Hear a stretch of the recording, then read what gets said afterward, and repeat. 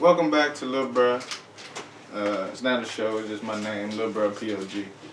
Today, this video, I want to tell you, I want to throw some names at you, and I want to see if you all recognize these names. And it's about 10 or 15 names. Jordan Baker,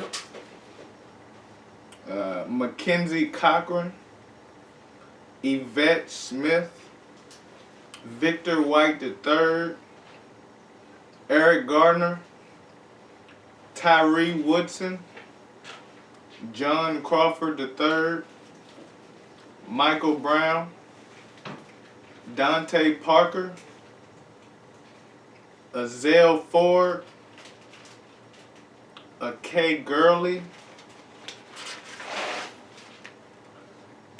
Romaine Brigbon, Tamir Rice. Now, the one out of those that most people probably know was Michael Brown. Michael Brown was 18 in Ferguson, Missouri on August 9th, 2014, which is my birthday. This is one I'll never forget because it's my birthday. And he was shot by an officer. The officer's name was Darren Wilson, if I'm not mistaken. Yep, Darren Wilson. And of course, Mr. Wilson was never prosecuted, and his claim was that Michael Brown looked like a demon, and some other things that, if you're familiar with the case. Nothing ever happened to that police officer. Let's give you another one. Jordan Baker, January 16th, 2014, in Houston, Texas. They said that he resembled a robber and he was unarmed. The officer that killed him was named Castro, and he was sent to administrative leave. But, of course, not prosecuted and sent to prison like we would have been. Yvette Smith, she was 47 in Texas. February 16th, an exact month after Mr. Baker was killed in the same state. She was shot opening the door for the police on a domestic call.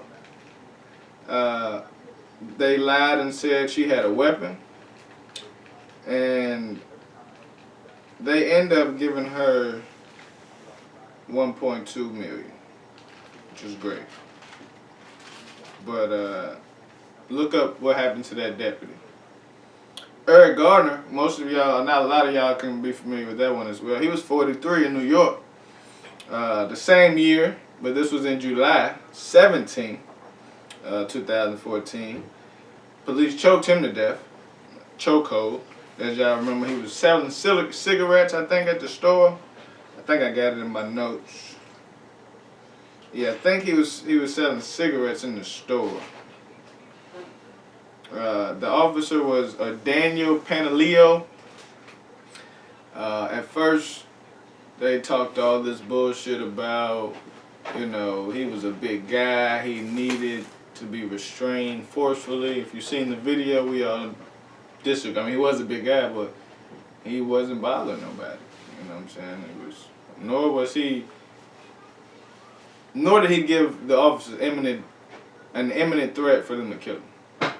But, and then it comes out later that the New York medical examiner rules his death a homicide, which is very interesting. So I'm going to stop on that one a little bit. Now,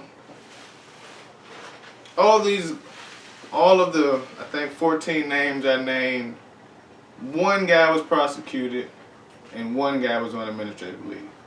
But this one was very interesting to me because they choked this man out. All right, he was selling illegal cigarettes or whatever it was. All right, they choked this man out, and they say that at first he just died. He had a heart attack. What? Then the medical examiner says that it's ruled a homicide. You take it back to the ME. You watch cop shows. They say, man, you gotta take it back to the lab to give you COD, which is cause of death. And they ruled it a homicide.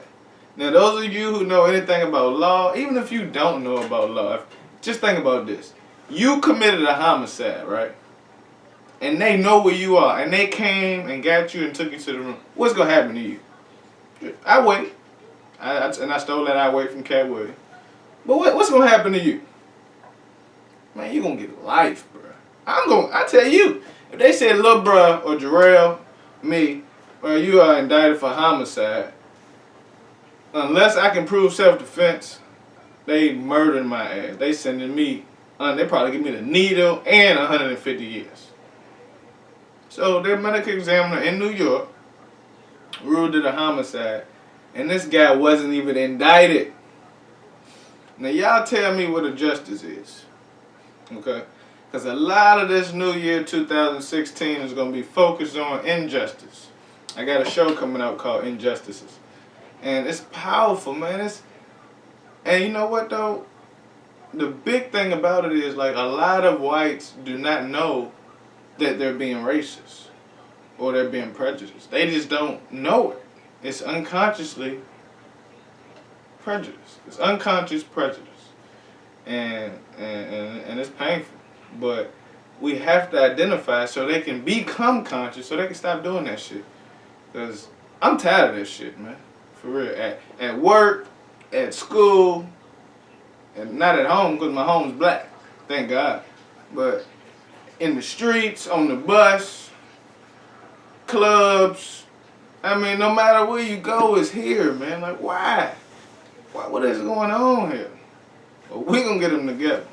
I'm telling y'all, we're going to come together. We're going to get them together. We have no choice.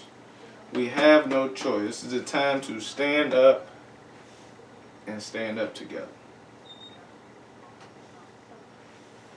We got more to talk about a little later, though. There's so much for y'all this year.